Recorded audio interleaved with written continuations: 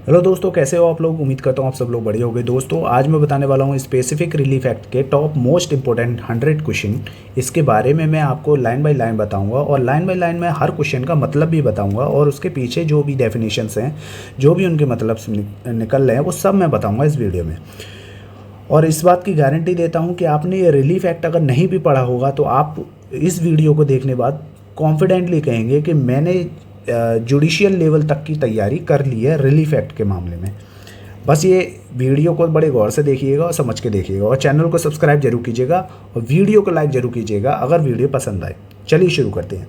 तो पहला क्वेश्चन है, the specific relief act 1963 come into force, यानी कि स्पेसिफिक रिलीफ एक्ट 1963 कब आया।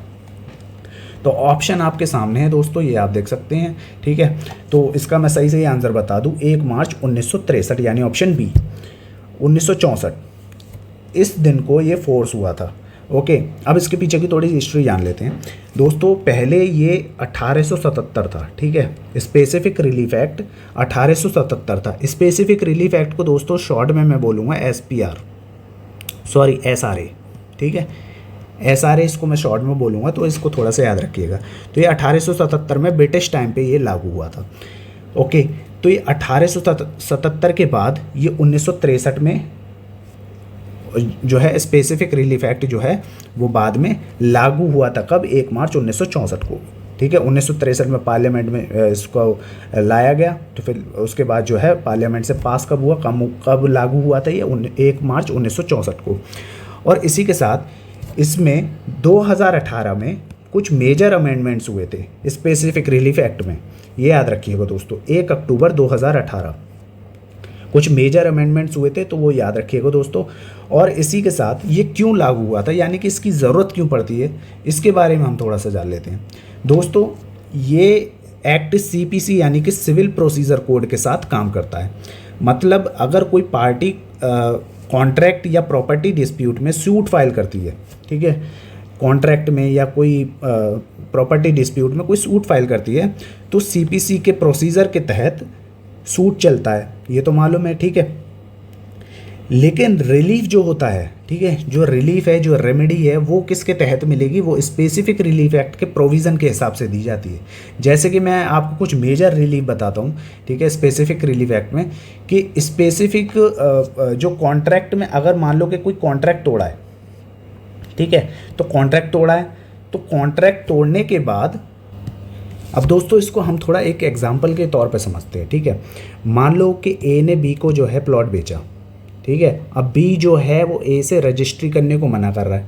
तो रजिस्ट्री करने को मना कर रहा है तो कॉन्ट्रैक्ट एक्ट के हिसाब से वो डैमेजेस क्लेम करेगा कि मुझे 10 लाख और प्लस इंटरेस्ट दो, यही करेगा। मान लो 10 लाख का इनने बेचा था, A ने B को 10 लाख दे दिए, लेकिन वो रजिस्ट्री करने से मना कर रहा है। अब वो 10 लाख प्लस इंटरेस्ट का सूट फाइल करेगा, तो ये डैमेजेस क्लेम हो जाएगा। ये किसके थ्रू सॉल्व होगा, ये होगा CPC के या फिर कॉन्ट्रैक्ट एक्ट के।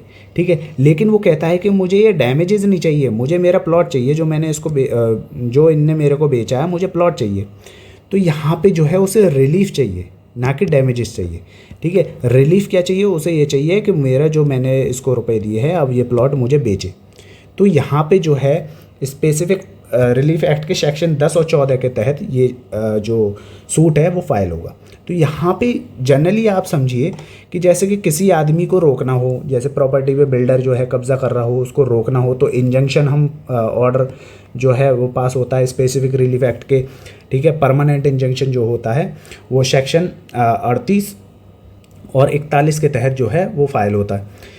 ठीक है, इसी तरीके से कि मान लो कि गलती से प्लॉट नंबर गलत चढ़ गया हो, तो ये जो है वो किसके तहत होगा, स्पेसिफिक रिलीफ एक्ट के सेक्शन 26 के तहत होगा कि डॉक्यूमेंट को रेक्टिफाई किया जाए, उसको सही किया जाए। इसी तरीके से कोई कैंसिलेशन हो गया हो, मान लो कि कोई फ्रॉड करके आपके नाम की गलत गिफ्ट डीड बनवा लेता है, ठीक है, हेबेनामा बनवा लेता है, तो सेक्शन 41 के तहत सूट फाइल करते हो कि कैंसिलेशन के लिए कि जो गिफ्ट डीड जो गलत तरीके से बनाई गई है उसको कैंसिल कराया जाए।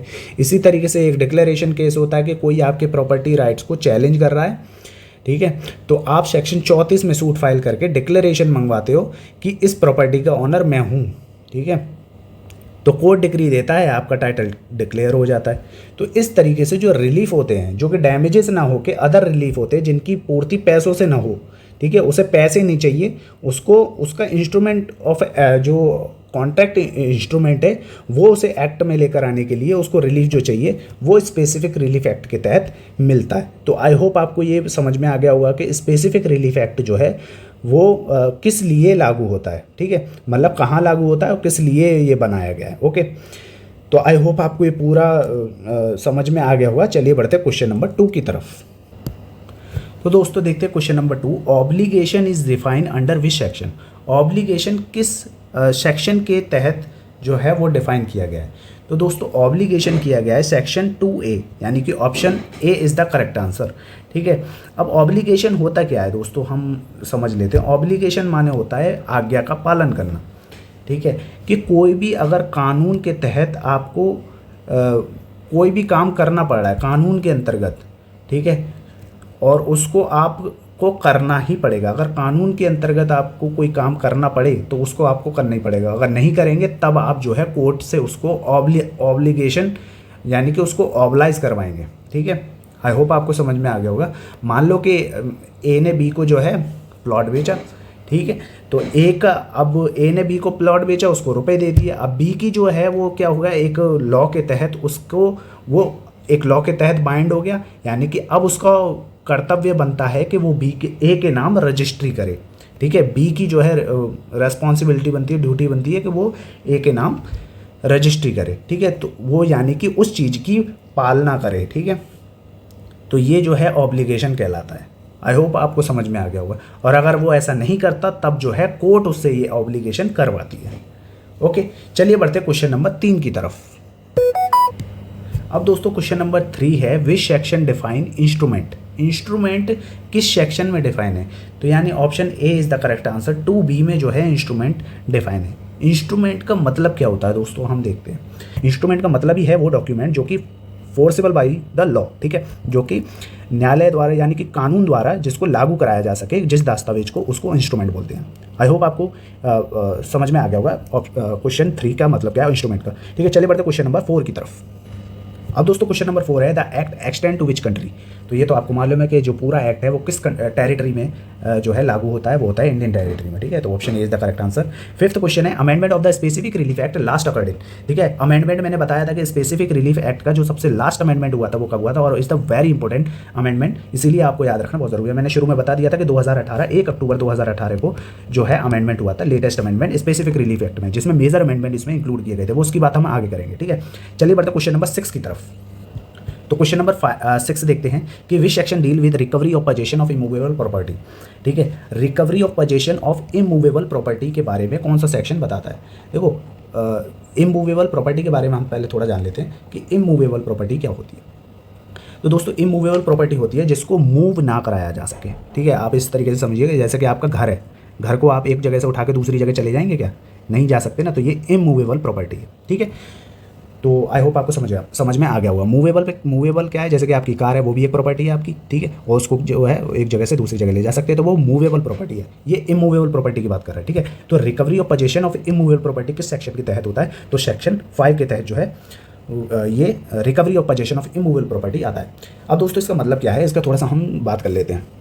ठीक है, तो सेक्शन 5 जो है, मान लो कि आप एक प्लॉट के ऑनर हो, ठीक है, कोई दूसरा आदमी आपके प्लॉट पर इलीगली तरीके से रह रहा है या उसको ऑक्यूपाई कर लेता है, तो आप ऑनरशिप जो है वो कोर्ट में दिखाते हो। सेक्शन 5 के तहत जो है सूट फॉर पोजेशन आप फाइल करोगे। ठीक है, सूट फॉर पोजेशन करके एक एप्लीकेशन बनाओगे, उसको कोर्ट में फाइल करोगे, तो कोर्ट आपको वापस पोजेशन दिलाता है। ठीक है, तो ये हो गया सेक्शन 5। इसी की तर्ज पे हम थोड़ा सेक्शन 6 देख लेते हैं, क्योंकि इससे थोड़ा सा रेलिवेंट है और इसमें आगे आएगा भी। तो सेक्शन 6 क्या कहता है कि मान लो कि आप किसी प्रॉपर्टी पर किराएदार हो, ठीक है, और आप लीगली तौर पे उसको सही से किराया दे रहे हो, ठीक है, और आप टाइम से रह रहे हो, उसमें कोई भी तोड़फोड़ नहीं करी, मतलब एक राइटफुल किराएदार की तरह आप रह रहे हो। अब आपको जो जो ऑनर है वो क्या कर रहा है, आपको ज़बरदस्ती उसमें से निकाल के हटा दिया, यानी कि आप रह रहे थे उसमें से, आपको बिना किसी की परमिशन लिए जो है लैंडलॉर्ड ने हटा दिया। तो लैंडलॉर्ड बिना कोर्ट के ऑर्डर के फोर्सफुली नहीं निकाल सकता, ये याद रखिएगा दोस्तों। अगर कोई भी किराएदार है, वो लैंडलॉर्ड जो है वो बिना कोर्ट की परमिशन के इसको नहीं निकाल सकता। ठीक है, तो ये जो बताता है वो बताता है suit by person disposes of immovable property. ठीक है, तो यहाँ पे जो वो करेगा यहाँ पे जो कोर्ट की तरफ से जो है वो ये कहना है कि पोजेशन जो है लॉफुली प्रोटेक्टेड होगा अगर किराएदार सही तरीके से रह रहा है। ठीक है, तो यहाँ पे रिकवरी ऑफ पोजेशन की बात करता है और वहाँ क्या करता है कि पोजेशन लॉफुली प्रोटेक्शन की बात करता है। ठीक है, आई होप आपको दोनों सेक्शन में क्लियर हो गया होगा। तो इसका कौन सा है, रिकवरी ऑफ पोजेशन किसका है, सेक्शन 5।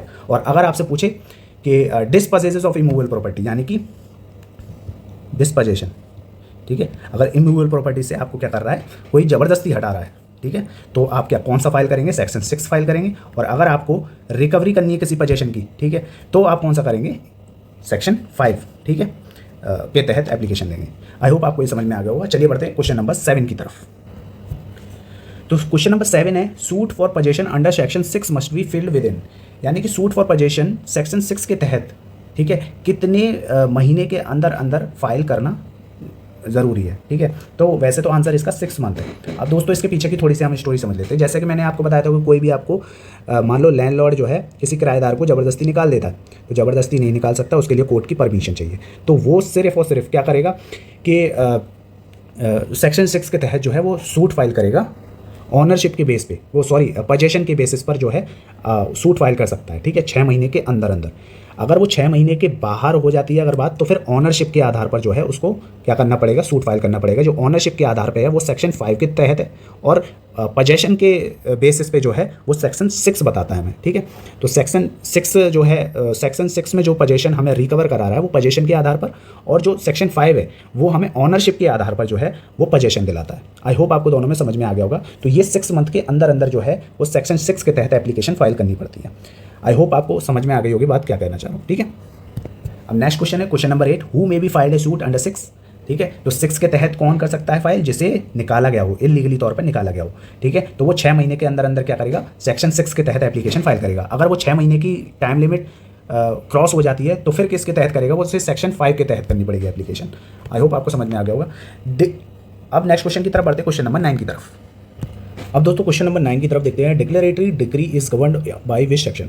डिक्लेरेटरी जो डिक्री है वो किस सेक्शन के तहत जो है गवर्न होती है। दोस्तों थोड़ा नीचे है पेज जो है वो ब्रेक हो रहा है, इसी वजह से नेक्स्ट पेज पे जो है इसके ऑप्शन नीचे नज़र आ रहे हैं, ये आप देख सकते हैं। तो इसमें आपको बताना है, ठीक है, ABCD में से कौन सा है। तो ठीक है, तो इसमें सही ऑप्शन है दोस्तों section B, sorry option B, section 34 में जो है डिक्लेरेटरी डिक्रीज के बारे में दिया गया। अब डिक्लेरेटरी डिक्रीज क्या होता है, तो इसके लिए हम एक एग्जाम्पल के थ्रू भी समझते हैं। ठीक है, मतलब है इसका कि अगर किसी व्यक्ति को एक लीगल कैरेक्टर या स्टेटस या फिर किसी राइट टू प्रॉपर्टी को कोई डिनाई या चैलेंज कर रहा है, तो वो व्यक्ति सेक्शन 34 के तहत सिविल कोर्ट में सूट फाइल करके डिक्लेरेशन की मांग कर सकता है और उस राइट को वैलिड बता सकता है कि कोर्ट डिसाइड करे कि ये जो प्रॉपर्टी है वो मेरी है। मान लो एक एग्जाम्पल के तौर पे कि आपके पास एक बाप दादाओं की कोई ज़मीन है, ठीक है, आपके रिश्तेदार कहते हैं कि ये प्रॉपर्टी तुम्हारी नहीं है, हमारी है। तो आप सिविल कोर्ट में सूट फाइल करोगे कि सेक्शन 34 के तहत फाइल करोगे कि कोर्ट डिक्लेयर करे कि इस प्रॉपर्टी पर किसका राइट है। ठीक है, फिर कोर्ट जो है सूट चलता है, अपने अपने जो है एविडेंस फाइल करते हैं, जो भी डिक्री आती है, जो भी लास्ट में जो जजमेंट आता है, तो उसे ही कोर्ट डिक्लेरेशन डिक्री बोलते हैं। ठीक है, तो ये डिक्लेरेटरी डिक्री आदेश होता है, यही बताता है कि जो प्रॉपर्टी है वो किसकी है। तो यानी कि किसी भी इंस्ट्रूमेंट यानी कि कोई भी चीज़ है उसके बारे में जो ऑनरशिप डिक्लेयर करे। ठीक है, डिक्लेयर का मतलब क्या होता है, घोषणा करना, तो घोषणात्मक आदेश। ठीक है, तो किसी भी चीज़ का कोई डिक्लेयर करे कोर्ट द्वारा तो उसे डिक्लेरेटरी डिक्री कहते हैं। ठीक है, तो ये किसके तहत होता है, सेक्शन 34। तो डिक्लेरेटरी डिक्री के मायने ही ये हैं कि आप सूट पे प्रॉपर्टी पे बताइए कि इस पे जो है किसका ऑनरशिप है और इसका मालिक कौन है, ये कोर्ट डिक्लेयर करे। ठीक है, तो इसके लिए हम कौन सा सूट फाइल करेंगे, suit for the declaration of the property. ठीक है, चलिए बढ़ते हैं क्वेश्चन नंबर 10 की तरफ। तो क्वेश्चन नंबर 10 है, suit for the declaration must related to. Declaration का सूट किससे रिलेट करता है। तो दोस्तों अगर आप डिक्लेरेशन के बारे में देखेंगे, ठीक है, सेक्शन 34 में, तो वहाँ साफ लिखा हुआ है कि any person entitled to any legal character.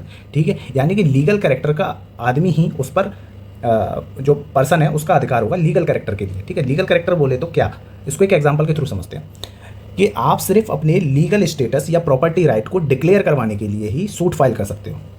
ठीक है, कोई हाइपोथेटिकल या एब्स्ट्रैक्ट क्वेश्चन पर डिक्लेरेशन नहीं देती। जैसे कि मान लो कि कोर्ट डिक्लेयर करे कि ये प्रॉपर्टी किसकी है। प्रॉपर्टी क्या है, एक लीगली तो कैरेक्टर है। ठीक है, लीगली बात तो आ रही है ना, उसमें लीगल कैरेक्टर है। अब ये भी है कि भाई अगर मैं कहूँ कोर्ट से कहूँ कि भाई मेरी इज्जत बचा लो, तो इज्जत बचा लो ये क्या मतलब है, ये कोई लीगल बात आ रही है क्या, लीगल बात तो नहीं आ रही, लीगल कैरेक्टर तो नहीं है इज्जत, ठीक है। तो कोई भी हाइपोथेटिकल या सिचुएशनल या कोई फ्यूचर में कोई होने वाली चीज़, उन पर जो है वो डिक्लेरेशन नहीं देती, ठीक है। कोई लीगल कैरेक्टर हो किसी प्रॉपर्टी पर या उस पर राइट बनता हो तो कोर्ट जो है उस पर डिक्लेरेशन पास करेगी। आई hope you understand the question. चलिए बढ़ते क्वेश्चन नंबर 11 की तरफ। और इसमें थोड़ी सी मैं बात बता दूं कि मतलब एक तरीके से कि अगर प्लेंटिफ को ये भी दिखाना होता है कि डिफेंडेंट उसके किसी राइट को डिनाई कर रहा है, ठीक है। अगर वो इसको डिनाई कर रहा है या नहीं कर रहा है, ठीक है, तो ये करने की, अगर वो डिनाई कर रहा हो तो इसी पोजीशन में हो कि वो डिनाई कर रहा हो उसके किसी लीगल कैरेक्टर को या उसके किसी राइट को डिफेंडेंट डिनाई कर रहा हो, तो क्या होगा, कोर्ट तभी उसको डिक्लेरेशन सूट के रूप में फाइल करेगी, ठीक है। जहाँ पे डिफेंडेंट के पास भी हो कि उस चीज़ को डिनाई करे, तो डिनाई करने पे मतलब मना करोगे तभी तो डिक्लेरेशन होगा, जाहिर सी बात है। तो डिनाई अगर कहीं पर आ रहा है तो लीगल कैरेक्टर ऑटोमेटिकली बन जाएगा। चलिए बढ़ते क्वेश्चन नंबर 11 की तरफ। अब दोस्तों क्वेश्चन नंबर 11 है specific performance of the contract is cover under. अब यहाँ पे जो स्पेसिफिक परफॉर्मेंस कॉन्ट्रैक्ट के लिए जो स्पेसिफिक परफॉर्मेंस एक्ट है, स्पेसिफिक परफॉर्मेंस है, वो किसके तहत है? तो यहाँ पे section 10 is the correct answer, यानी कि option A is the correct answer. Okay, अब यहाँ पे अगर हम इसको देखें तो थोड़ा सा एक एग्जांपल के थ्रू समझते हैं।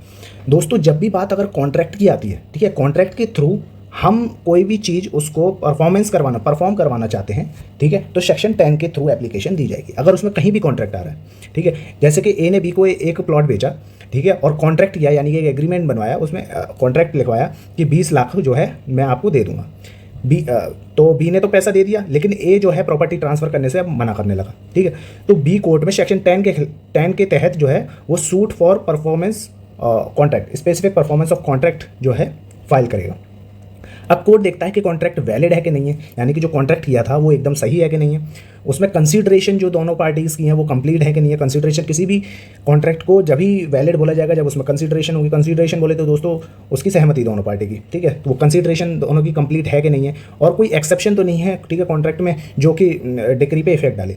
तो सब चीज़ें ये चीज़ चेक करने के बाद कोर्ट जो है वो ऑर्डर पास करता है कि ए जो है वो प्रॉपर्टी बी को ट्रांसफ़र करेगा, ठीक है। तो यहाँ पे कॉन्ट्रैक्ट के तहत कोई भी चीज़ की परफॉर्मेंस कराई जाए तो वो किसके तहत एप्लीकेशन दी जाएगी? सेक्शन 10 के तहत। आई होप आपको समझ में आ गया होगा। चलिए बढ़ते हैं क्वेश्चन नंबर 12 की तरफ। अब क्वेश्चन नंबर 12 देखते हैं, readiness and willingness to perform in mention in. Readiness and willingness क्या होता है दोस्तों, इसके बारे में अभी थोड़ा जानते हैं, ठीक है। तो ये किस में दिया हुआ है? सेक्शन 16 में दिया हुआ है, यानी option C is the correct answer. अब ये होता क्या है रेडीनेस एंड विलिंगनेस?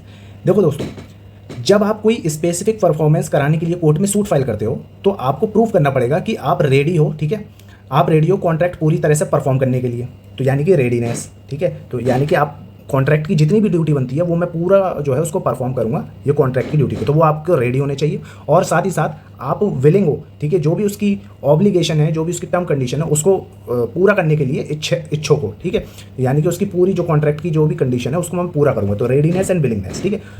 तो ये होगी इसको परफॉर्म करने के लिए, ठीक है, किस में दिया हुआ है? सेक्शन 16 में।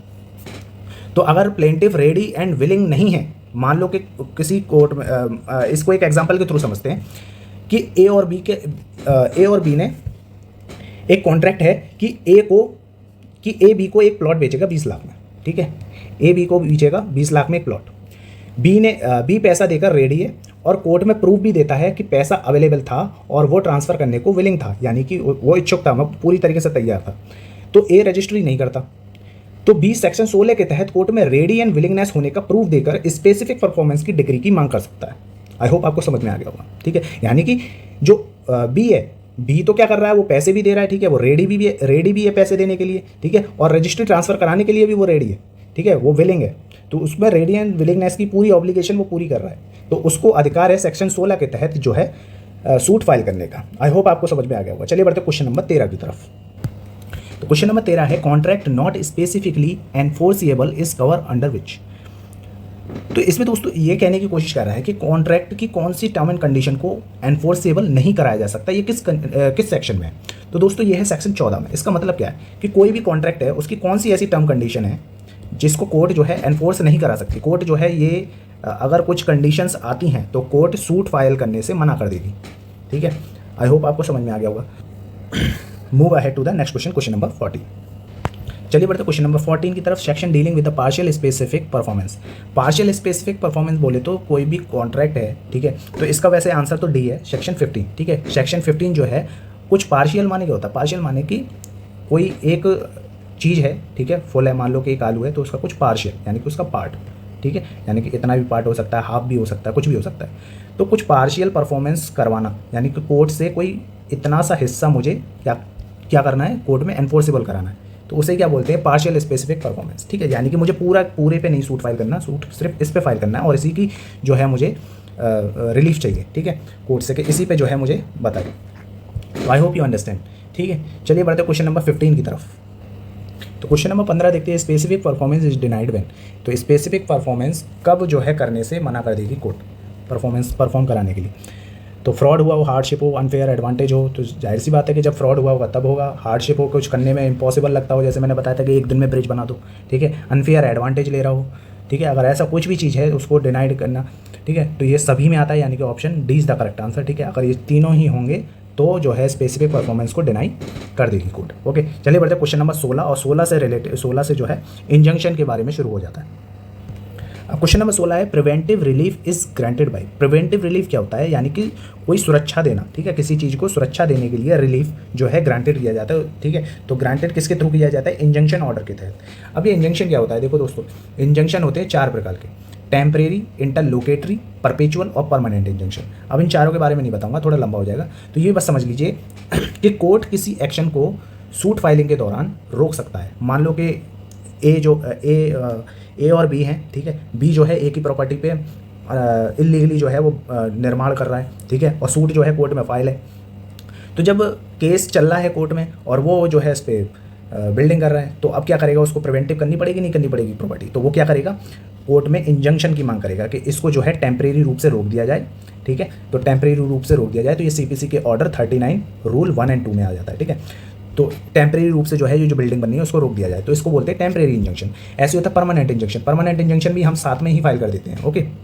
तो परमानेंट इंजंक्शन जो है वो सेक्शन 38 और 42 के तहत जो है वो फाइल होता है, और 38 42 क्या है, स्पेसिफिक रिलीफ एक्ट के सेक्शन, ओके।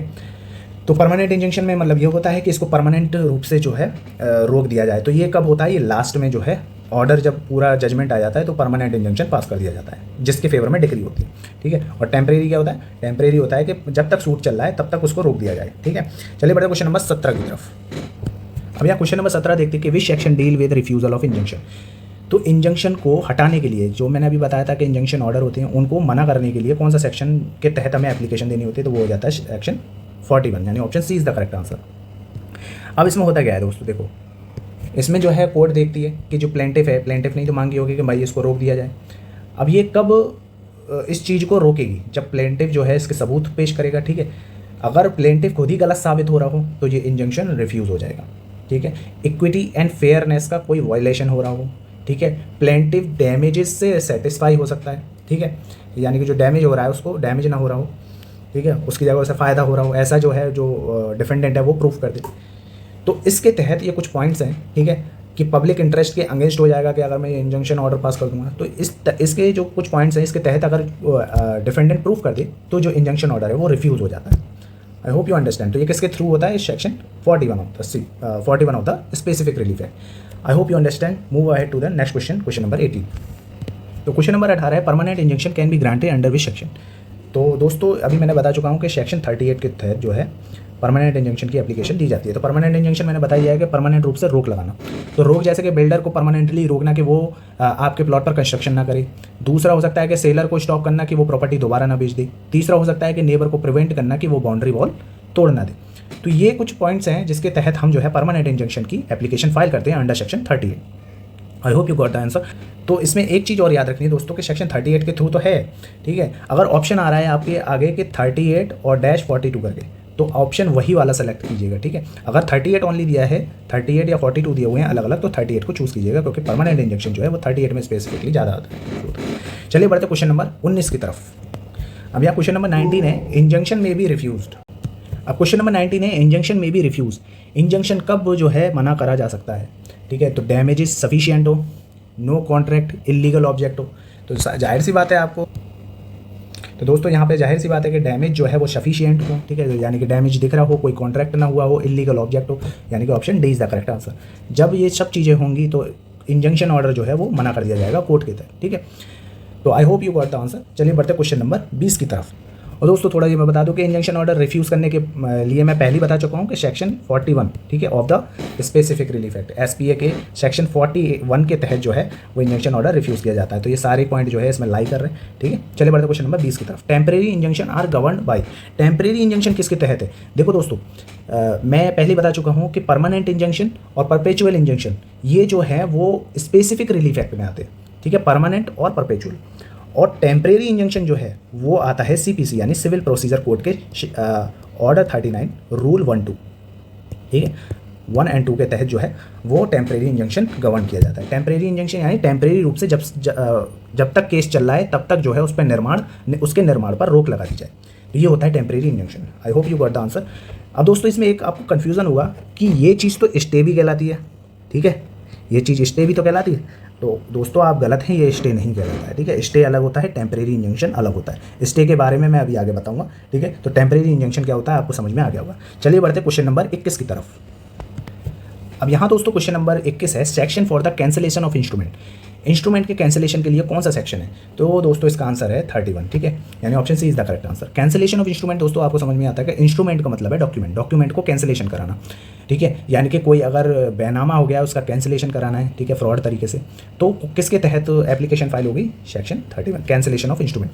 अब यहाँ पे जैसे कि इंस्ट्रूमेंट कोई फ्रॉडुलेंट हो, ठीक है, या कोई वॉइड हो, या कि इंस्ट्रूमेंट जो है जिसमें अधिकार लाई ना करते हों, ठीक है, या फिर इनऑपरेटिव हो, इलीगल हो, इस तरीके के अगर कोई भी कॉन्ट्रैक्ट अगर डॉक्यूमेंट है जिसे हम इंस्ट्रूमेंट बोलते हैं, अगर ऐसा कुछ है तो जो है उसको कैंसिलेशन कराने के लिए जो एप्लीकेशन देंगे वो किसके तहत देंगे? Section 31। I hope you got the answer. Move ahead to the next question, question number 22। अब बढ़ते दोस्तों क्वेश्चन नंबर 22 की तरफ। Section for execution of instrument by court. अब दोस्तों क्वेश्चन नंबर मतलब 22 है कि किसी भी इंस्ट्रूमेंट, किसी भी डॉक्यूमेंट को एग्जीक्यूट कराना। एग्जीक्यूट मतलब आप जानते ही दोस्तों कि उसको लागू कराना, ठीक है। तो किसी भी डॉक्यूमेंट की शर्तों को लागू कराने के लिए कोर्ट में किस सेक्शन के तहत जो है वो एप्लीकेशन दी जाएगी? तो दोस्तों किसके तहत दी जाएगी? तो यहाँ देखते हैं दोस्तों question number 22, section for execution of the instrument by court. दोस्तों यहाँ पे एग्जीक्यूशन की जगह रेक्टिफिकेशन आएगा, ठीक है।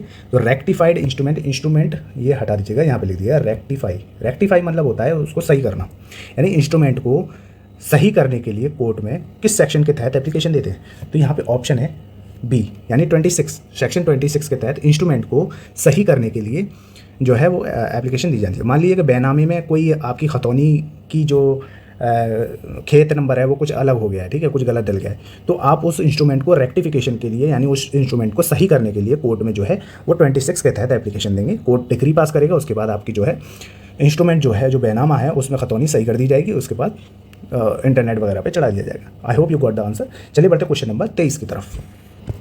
अब दोस्तों क्वेश्चन नंबर 23 देखते हैं कि section relating to injunction to perform negative agreements. दोस्तों यहाँ पे option B is the correct answer, ठीक है। कोई भी इंजंक्शन को परफॉर्म करना है नेगेटिव एग्रीमेंट्स पे, तो उसके लिए कौन सा सेक्शन है? सेक्शन 42। अब दोस्तों ये इसका मतलब क्या है, मैं ये समझ लेते हैं। इंजंक्शन माने दोस्तों जैसे कि आप जानते हैं कोर्ट का आदेश, ठीक है, कोई भी चीज़ करने के लिए रोकना या वो करना, तो वो हो जाता है, ठीक है। अब यहाँ पे perform negative agreement, negative agreement का मतलब क्या है पहले इसे समझते हैं। दोस्तों कोई भी चीज़ हो जिसे करने के लिए, मतलब कोई भी एग्रीमेंट हो जिसमें, एग्रीमेंट हम क्यों करते हैं? एग्रीमेंट होता है कि हाँ मैं करूँगा, ठीक है, इस चीज़ को मैं कहूँगा, इस चीज़ को मैं बताऊँगा, इस चीज़ को मैं नहीं करूँगा, इस चीज़ को मैं करूँगा। तो ये एग्रीमेंट होता है पॉजिटिव एग्रीमेंट। एक होता है नेगेटिव एग्रीमेंट जिसमें हम नहीं करने के लिए एग्रीमेंट करते हैं, ठीक है, तो वो एग्रीमेंट होता है नहीं करने के लिए। जैसे कि ए ने बी से एग्रीमेंट किया कि वो अपनी फैक्ट्री सिटी में नहीं खोलेगा, तो ये क्या हो गया? नेगेटिव एग्रीमेंट हो गया, ठीक है। और सेलर ने बायर से एग्रीमेंट किया कि वो प्रॉपर्टी दोबारा किसी और को नहीं बेचेगा, ठीक है, तो ये भी नेगेटिव एग्रीमेंट हुआ। एम्प्लॉय ने एग्रीमेंट किया कि वो कंपनी के ट्रेड सीक्रेट लीक नहीं करेगा, तो ये भी क्या हुआ? नेगेटिव एग्रीमेंट हुआ। तो उसको परफॉर्म करने के लिए इंजंक्शन किस सेक्शन में है? यहाँ ये है सेक्शन 42 में, ठीक है। तो आई hope you got the answer. चलिए बढ़ते हैं क्वेश्चन नंबर 24 की तरफ। क्वेश्चन नंबर 24 है section for declaration binding on parties and representative, यानी डिक्लेरेशन जो है वो पार्टीज एंड रिप्रेजेंटेटिव में, यानी कि क्वेश्चन है कि जो सेक्शन है वो कौन सा है कि डिक्लेरेशन बाइंडिंग होगा पार्टीज एंड रिप्रेजेंटेटिव्स पे, तो ये तो दोनों ही है दोस्तों, सी है। तो यहाँ पे ऑप्शंस आएंगे, ठीक है, और सेक्शन आएंगे। तो सेक्शन 35 है, ठीक है, इसका आंसर 35 है, इफेक्ट ऑफ डिक्लेरेशन, ठीक है। 35 का टाइटल आप पढ़ेंगे, उस पर लिखा है इफेक्ट ऑफ डिक्लेरेशन, और उसमें क्लियरली जो है वो ये दिया हुआ है कि a declaration made under this chapter is binding only on the parties of the suit and his representatives. Okay, so option C is the correct answer, both, यानी कि पार्टीज पे होगा और उनके रिप्रेजेंटेटिव कौन हो गए, उनके बच्चे, यानी कि उनके लीगल एयर्स, ठीक है, यानी पार्टी पे होगा और पार्टी के बाद किस पे होगा, उनके बच्चों पर होगा, ठीक है, डिक्लेरेशन बाइंड होगा।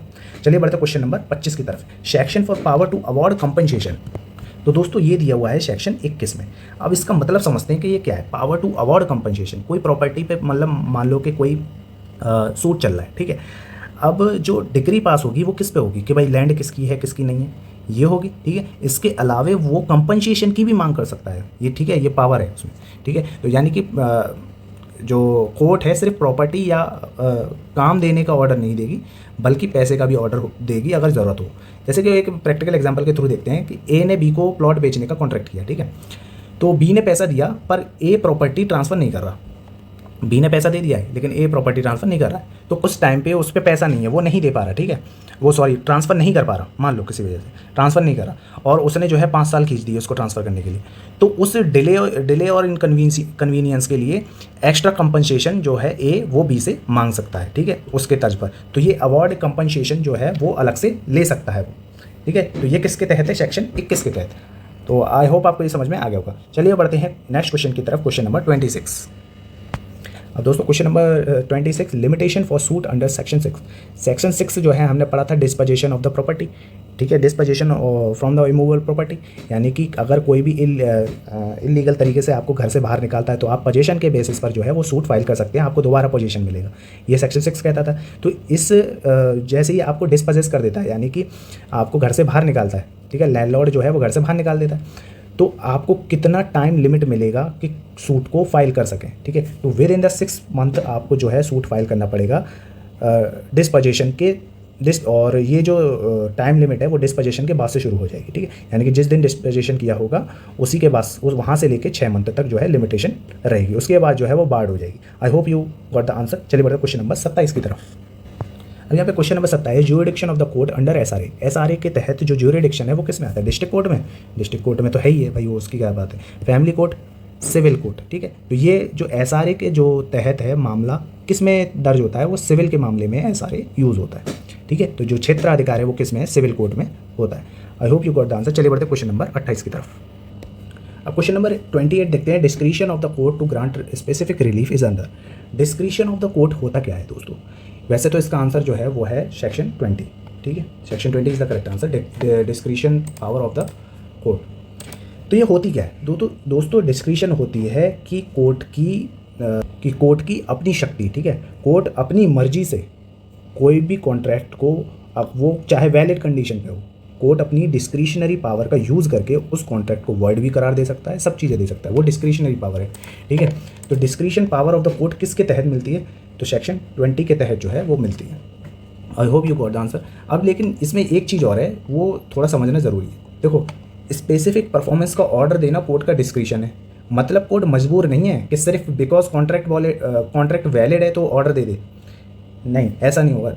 डिस्क्रिशन आर्बिट्री भी नहीं है, आर्बिट्रेरी बोले तो मतलब कि कोर्ट को रीजनेबल और जुडिशियल प्रिंसिपल के हिसाब से डिसीजन देना पड़ेगा, यानी कि बताना भी पड़ेगा कि क्यों दे रहा हूँ मैं डिस्क्रिशन, ठीक है, डिस्क्रिशन ऑर्डर में क्यों दे रहा हूँ, ये भी रीजनेबल आंसर उसको देना पड़ेगा रिटन फॉर्म में, ठीक है। और अगर कोर्ट गलत है या अनफेयर डिसीजन दिया है तो आपके पास तो अधिकार है ही है कि आप उसको अपील कर सकते हैं, ठीक है। तो ये डिस्क्रिशन ऑफ द कोर्ट जो है वो कौन से सेक्शन में, सेक्शन 20 ऑफ द एसआरए।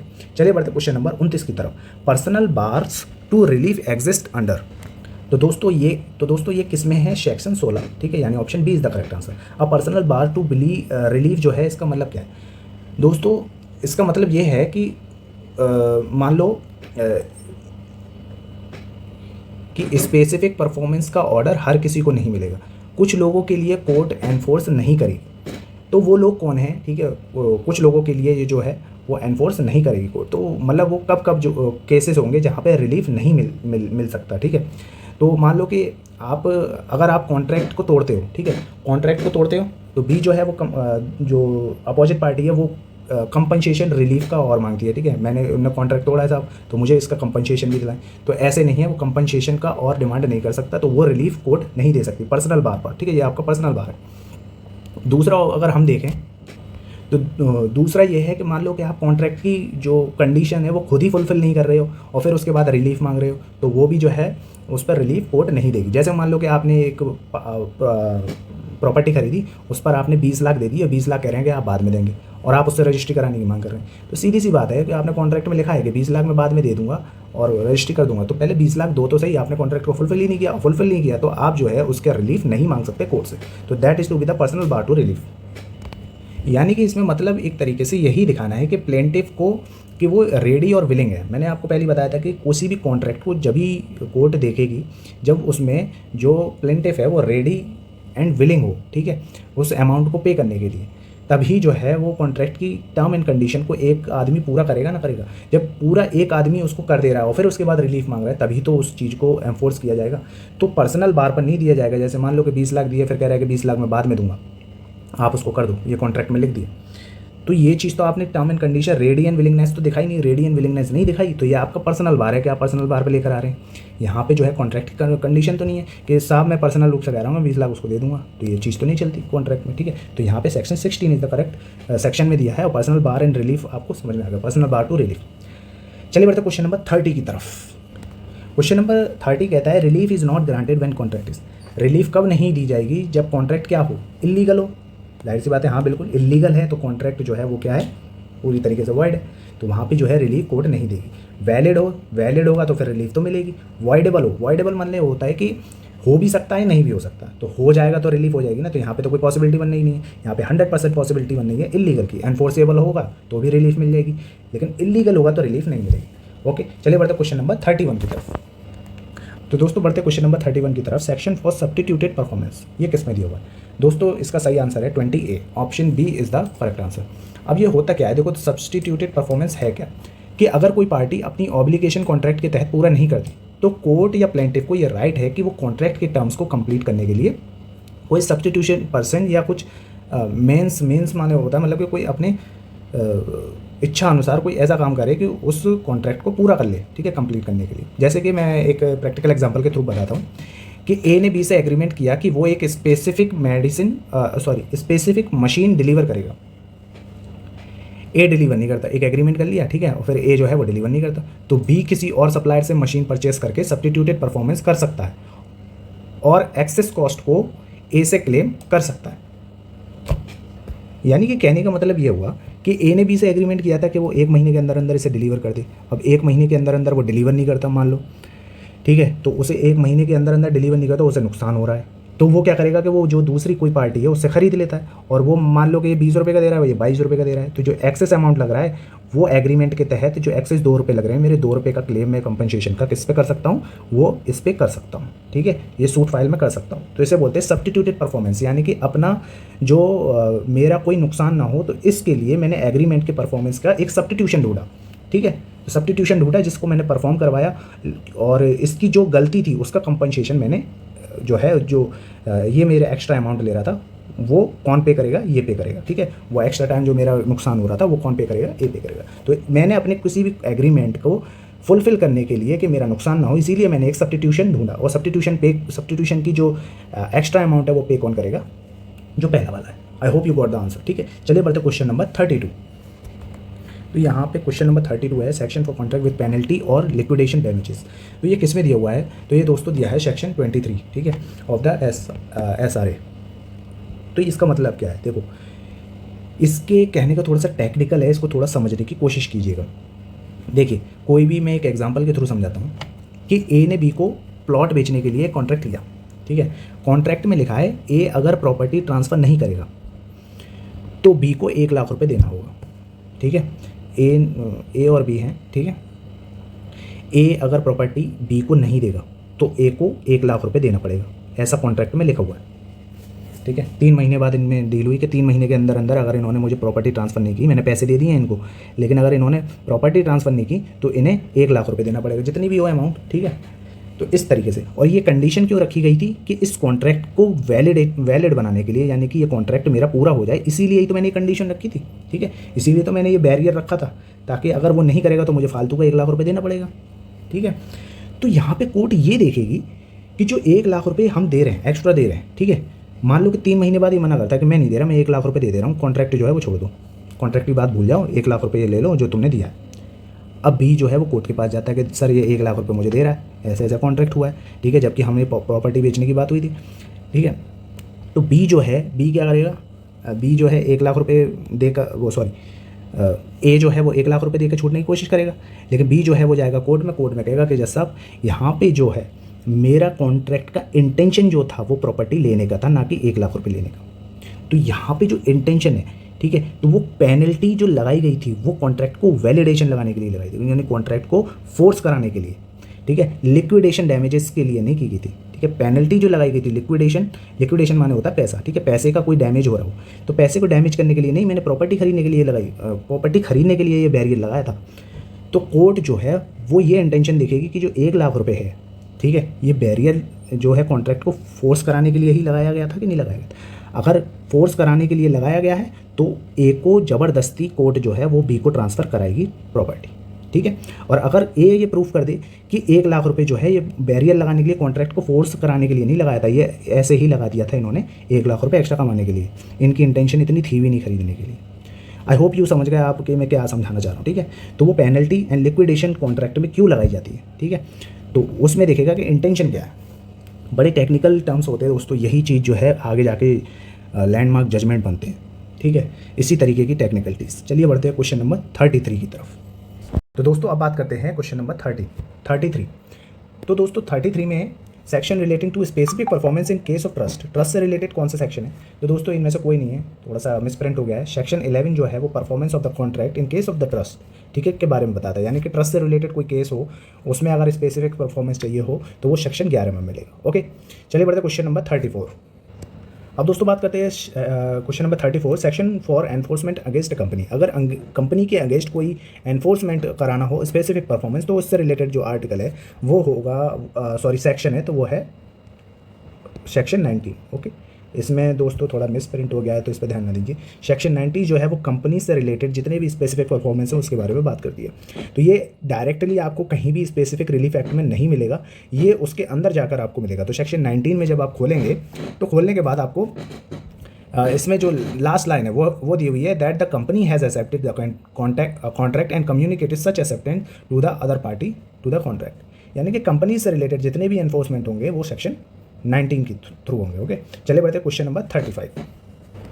तो इसमें दोस्तों section for performance by representative की बात करते हैं। रिप्रेजेंटेटिव के लिए सेक्शन 15 जो है उसमें बताता है कि who may obtain specific performance जो है सेक्शन 15 के तहत जो है उसमें रिप्रेजेंटेटिव होता है। रिप्रेजेंटेटिव होते क्या है दोस्तों, मान लो कि कोई पार्टी है, ए बनाम बी चल रहा है केस, ठीक है, ए बनाम बी केस चल रहा है, मान लो ए की मृत्यु हो जाती है, ए मर जाता है, तो इसके जो वारिसान होंगे वो कौन होंगे, इसके रिप्रेजेंटेटिव होंगे, ठीक है, यानी कि जो कॉन्ट्रैक्ट होगा उसको परफॉर्म करने वाले इसके कौन होंगे, वारिसान होंगे, यानी उसके रिप्रेजेंटेटिव होंगे।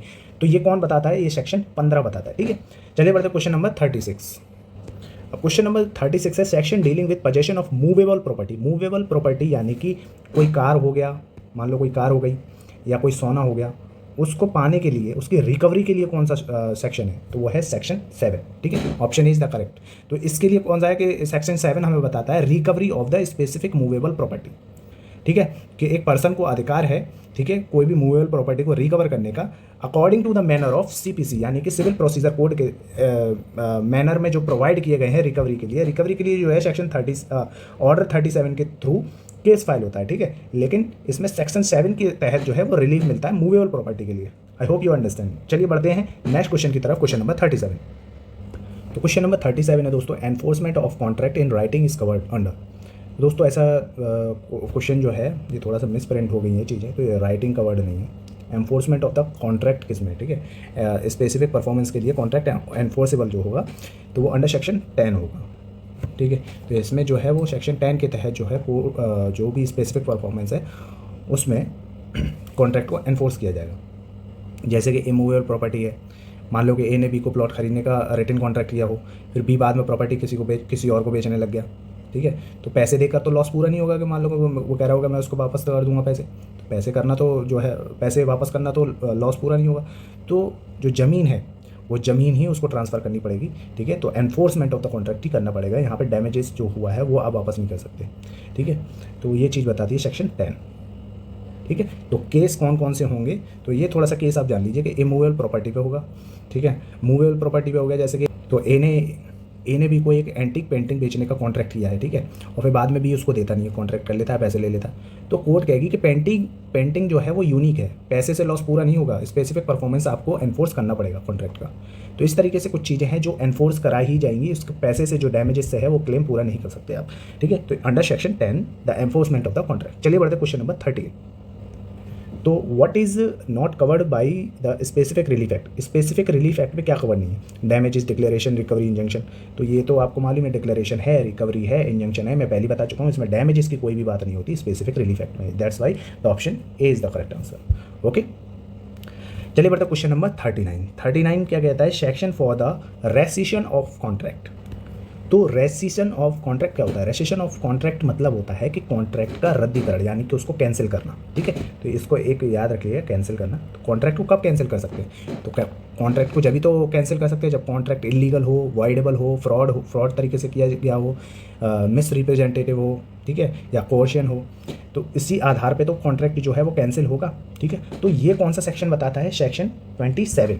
अब इसमें थोड़ा सा आप याद रखिएगा दोस्तों कि जो रेसिशन ऑफ कॉन्ट्रैक्ट है इसका प्रोविज़न जो है कि जो कैंसिलेशन है कॉन्ट्रैक्ट का वो जो है सेक्शन 27 में बताया गया है, लेकिन 28, 29, 30 जो कि ये जो है चैप्टर 4 में पड़ता है। तो चैप्टर 4 में ये जो है रेसिशन ऑफ कॉन्ट्रैक्ट है, तो इसमें रेसिशन ऑफ कॉन्ट्रैक्ट जो है 27 में पड़ता है, लेकिन जो रेसिशन ऑफ कॉन्ट्रैक्ट के इफेक्ट और प्रोसीजर है वो 28, 29 और 30 में पड़ते हैं, ठीक है, चैप्टर 4 के, ठीक है। 27, 28, 29, 30 में जो है रेसिशन ऑफ कॉन्ट्रैक्ट के प्रोसीजर और इफेक्ट पड़ते हैं, लेकिन रेसिशन ऑफ कॉन्ट्रैक्ट सिर्फ ऑप्शन ए में पड़ता है, यानी कि 27 में। चलिए बढ़ते हैं नेक्स्ट क्वेश्चन की तरफ। तो दोस्तों क्वेश्चन नंबर 41 है, 40 को थोड़ा सा स्किप कर दीजिएगा, ये थोड़ा गलत छप गया है, ठीक है। 41 देखिएगा, क्वेश्चन नंबर 41 है, restrain to injunction to restrain breach is under. दोस्तों इसका कहने का मतलब है कि कोई भी अगर कॉन्ट्रैक्ट या कोई भी इंस्ट्रूमेंट है, अगर उसे हम ब्रीच करते हैं, ब्रीच को रेस्ट्रेन करने के लिए कौन सा इंजंक्शन दिया जाता है, उसको रोकने के लिए, ठीक है। तो कौन सा दिया जाता है दोस्तों, परमानेंट इंजंक्शन या परपेचुअल इंजंक्शन, ठीक है, परपेचुअल इंजंक्शन दिया जाता है। तो परपेचुअल इंजंक्शन होता क्या है, अगर हम शॉर्ट फॉर्म में बोलें तो परपेचुअल इंजंक्शन वो है जैसे कि अगर आपके हक या अधिकार का उल्लंघन हो रहा है तो आपको रोकने के लिए कोई और उपाय नहीं है, तो कोर्ट जो है वो परमानेंट इंजंक्शन दे देगा।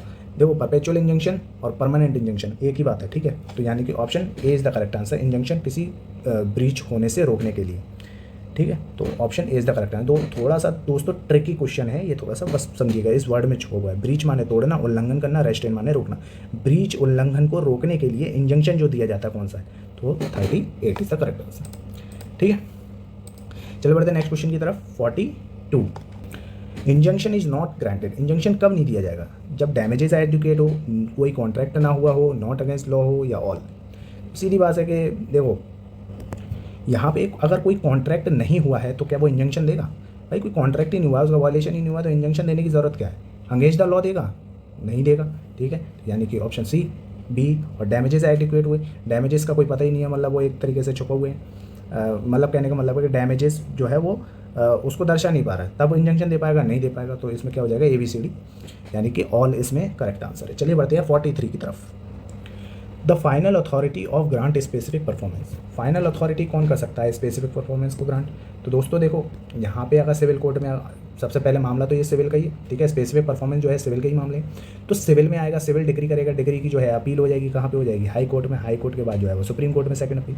तो यहाँ पे जो है supreme court is the final authority to grant specific performance, that's why A is the correct answer. Okay, चलिए बढ़ते हैं 44 की तरफ। तो 44 है section for contract of child marriage. तो चाइल्ड मैरिज, अब दोस्तों देखो ये थोड़ा सा ट्रिकी क्वेश्चन है और यही चीज़ों पे जो है वो जुडिशियल सर्विस खेलती है और बाकी एग्जाम खेलते हैं अगर मुश्किल वाले हैं तब। देखो कोई कॉन्ट्रैक्ट है वो चाइल्ड मैरिज से रिलेटेड है, तो क्या किया जाएगा, किससे रिलेटेड होगा। जैसे कि मैंने दोस्तों आपको शुरू में बताया था कि जो सेक्शन 16 क्या बताता था, पर्सनल बार टू रिलीफ, जो मैं पहले बता चुका हूँ ठीक है। अगर पर्सनल मामले की कोई कॉन्ट्रैक्ट हो रहा हो, उसको एनफोर्स जो कराएगा तो वो किसके तहत कराएगा? 16 के तहत। अब देखो इसके एग्जाम्पल के थ्रू समझते हैं, ऐसे समझ में नहीं आएगा। मान लो कि 17 साल की एक लड़की है और 19 साल का एक लड़का है, दोनों ने जो है आपस में कॉन्ट्रैक्ट कर लिया कि हम शादी करेंगे, ठीक है। अब कोर्ट में किसी पार्टी ने स्पेसिफिक परफॉर्मेंस ऑफ मैरिज का सूट फाइल किया, तो कोर्ट देखेगी कि माइनर है, ठीक है, स्पेसिफिक परफॉर्मेंस रिफ्यूज़ हो। भाई जब लड़की जो है वो 17 साल की है, माइनर है, तो जो स्पेसिफिक परफॉर्मेंस है वो उसे क्या कर दिया जाएगा? रिफ्यूज़ कर दिया जाएगा। लेकिन सेक्शन 16 जो है वो पर्सनल बार है, पर्सनल बार और पीसीएमए यानी कि prevention of child marriage act के तहत इन दोनों को मिला के सेक्शन देखे जाएंगे कि कौन सा इससे रिलेटेड है, ठीक है, क्या प्रोविज़न हो सकते हैं। लेकिन इसके मामले में जो है चाइल्ड मैरिज के मामले में अगर रिलीफ एक्ट चाहिए तो सेक्शन 16 यानी कि पर्सनल रिलीफ से रिलेटेड बात हो रही है, तो section 16 is the correct answer, ठीक है। तो इसके लिए क्या होगा दोस्तों, वैसे बता दूं कि 17 साल की एक माइनर लड़की है, तो माइनर लड़की के लिए जो कॉन्ट्रैक्ट है वो रिफ्यूज़ हो जाएगा, क्योंकि माइनर होगा तो कॉन्ट्रैक्ट वैलिड नहीं होता, उसके लिए गार्जियन अपॉइंट होता है, ठीक है। तो अगर गार्जियन अपॉइंट हो रहा है और गार्जियन ने कोई कॉन्ट्रैक्ट किया है तब उस चीज़ को फॉलो अप किया जा सकता है। अगर लड़की की कंसेंट उस मेजर हो जाए यानी 18 साल की हो जाए और गार्जियन जो है उन्होंने अगर पहले ही कॉन्ट्रैक्ट कर दिया और लड़की की सहमति है तो शादी कर सकते हैं। चलिए बढ़ते क्वेश्चन नंबर 45 की तरफ। क्वेश्चन नंबर 45 है section for cancellation of instrument partially. तो ये किससे रिलेटेड है, यानी कि ये किस सेक्शन से रिलेटेड है? तो ये है सेक्शन 32, ठीक है, 32 इज द करेक्ट आंसर। तो इसमें है क्या दोस्तों, देखो पार्शियली किसी इंस्ट्रूमेंट को, कोई डॉक्यूमेंट है, डॉक्यूमेंट का कुछ हिस्सा जो है मुझे क्या कराना है? कैंसिल कराना है, ठीक है। तो उसके लिए कौन सा सेक्शन है? 32 है। एक उदाहरण के तौर पर हम समझते हैं कि मान लो ए ने बी से लोन लिया, ठीक है, ए ने बी से लोन लिया, कितने का लोन है? 5 लाख का, ठीक है। इन दोनों के बीच जो है कॉन्ट्रैक्ट हुआ, कॉन्ट्रैक्ट में 5 लाख रुपए, ठीक है, और 12% पर एनम की ब्याज देंगे, और अगर लेट हुआ उसमें एक पेनल्टी क्लॉज जोड़ दिया, ठीक है, उसमें एक पेनल्टी क्लॉज और जोड़ दिया उस इंस्ट्रूमेंट में, उस डॉक्यूमेंट में, कि अगर लेट हुआ तो आपको उसका पेनल्टी देनी पड़ेगी, ठीक है।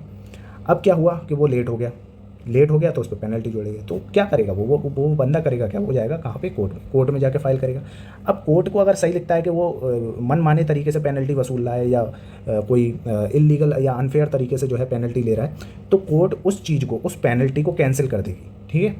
तो यहाँ पे जब केस फाइल होगा तो कोर्ट का पूरा जो चीज़ होगा तो वो पार्शियली तो हम कर रहे हैं, ये पूरा लोन तो नहीं खत्म होगा, लोन जैसा है वैसा चलता रहेगा, लेकिन जो उसका जजमेंट होगा वो खाली इस पेनल्टी पे ही होगा, इस पूरे कॉन्ट्रैक्ट पे नहीं, सिर्फ पेनल्टी क्लॉज पे होगा, ना कि पूरे कॉन्ट्रैक्ट पर। तो यहाँ पे पार्शियली रूप से कुछ चीज़ कैंसिल करानी है तो उसके लिए सेक्शन 32, ठीक है। चलिए बढ़ते हैं नेक्स्ट क्वेश्चन की तरफ। The definition of the contract. Definition of contract किसमें है? 2A, 2B, 2C, 2D। दोस्तों ये थोड़ा सा ट्रिकी क्वेश्चन है, ये आपको डायरेक्टली स्पेसिफिक रिलीफ एक्ट में नहीं मिलेगा, ठीक है। लेकिन अगर हम स्पेसिफिक रिलीफ एक्ट के थ्रू अगर इसको निकालने की कोशिश करें, अगर कहीं भी आता है कि स्पेसिफिक रिलीफ एक्ट, अगर ये आ जाता है कि SRA के थ्रू बताइए कि कॉन्ट्रैक्ट जो है किस डेफिनेशन में दिया हुआ है, तो 2A ही लगाइएगा, ठीक है, क्योंकि 2A जो है वो बताता है ऑब्लिगेशन का सीधा सा जो है रिलेट करता है कॉन्ट्रैक्ट से। जब पार्टीज ऑब्लिगेशन करेगी तो कॉन्ट्रैक्ट पूरा होगा, इसलिए 2A is the correct answer, ठीक है। ये थोड़ा सा ट्रिकी क्वेश्चन है। चलिए बढ़ते हैं नेक्स्ट क्वेश्चन की तरफ। 47 what type of relief does the specific relief act provide. तो कौन सी रेमेडी करता है भाई? सिविल लॉ ही तो करता है, क्रिमिनल तो वो देखता नहीं है, वो तो फिर ये देखेगा ही नहीं। तो सिविल लॉ जो है ओनली रिलीफ मिलती है स्पेसिफिक रिलीफ एक्ट के द्वारा। चलिए बढ़ते हैं नेक्स्ट क्वेश्चन की तरफ, question number 48। Next question, temporary injunction is regulated under. देखो CPC के through, SRA, penal code, evidence, ये दोनों तो है ही नहीं, ठीक है। CPC के थ्रू भी जो है 39(12) देते हैं, ठीक है। लेकिन SRA के तहत टेम्परेरी इंजंक्शन साफ तौर पर क्लियरली दिया हुआ है, जबकि CPC में नहीं दिया हुआ है, ठीक है। तो इसीलिए अगर ऑप्शन आए तो आप लगाइएगा SRA, क्योंकि SRA में टेम्परेरी भी होता है, परपेचुअल इंजंक्शन भी होता है, मैंडेटरी इंजंक्शन भी होता है, ठीक है। चलिए बढ़ते हैं नेक्स्ट क्वेश्चन की तरफ, क्वेश्चन नंबर 49। क्वेश्चन नंबर 49 है section about enforcement against company के अगेंस्ट कौन सा सेक्शन है? तो ये मैं पहले ही बता चुका हूँ। अब इसका जो आंसर है वो आपको कमेंट सेक्शन में बताइएगा कि इसका सही आंसर क्या है। चलिए बढ़ते हैं क्वेश्चन नंबर 50 की तरफ। Which section deal with the partial cancellation of instrument. तो ये मैं पहले ही बता चुका हूँ कि section 32 is the correct answer. 32 जो है वो पार्शियल इंस्ट्रूमेंट को कैंसिल करने की बात करता है, और पार्शियल कैंसिलेशन ऑफ इंस्ट्रूमेंट में पहले ही बता चुका हूँ ऊपर ही। तो आई होप ये 50 क्वेश्चन आपको समझ में आए होंगे दोस्तों। अगर क्वेश्चन आपको पूरे समझ में आए हैं, वीडियो एकदम इफेक्टिव लगी है, हर चीज़ आपको समझ में आई है, इसमें मैंने कुछ भी, ये मान लीजिए कि मैं 80% आपको पूरी जानकारी दे चुका हूँ। अब इसमें बस 20% बची हुई है। 20% में हम जो है रेस्ट ऑफ द वीडियो में इसमें यूज़ करेंगे। एक और पार्ट आएगा इसका, पार्ट 2, उसमें जो है हम जितने भी केस लॉ हैं, इंपॉर्टेंट केस लॉ हैं, वो डिस्कस करेंगे, ठीक है, इससे रिलेटेड। और जो लैंडमार्क जजमेंट है ठीक है, तो वो इसमें डिस्कशन करेंगे। और साथ ही साथ जो इसके डेफिनेशन है कि टेम्परेरी इंजंक्शन क्या होता है, मैंडेटरी इंजंक्शन क्या होता है, परपेचुअल इंजंक्शन क्या होता है, ये सारी बातें जो है वो हम अगली वीडियो में डिस्कस करेंगे। और वो ज़्यादा बड़ी नहीं होगी, वो नॉर्मली 30 मिनट की होगी। ओके, तो वीडियो को लाइक जरूर कीजिएगा, चैनल को सब्सक्राइब जरूर कीजिएगा। मिलते हैं अगली वीडियो में, तब तक के लिए जय हिंद, जय भारत,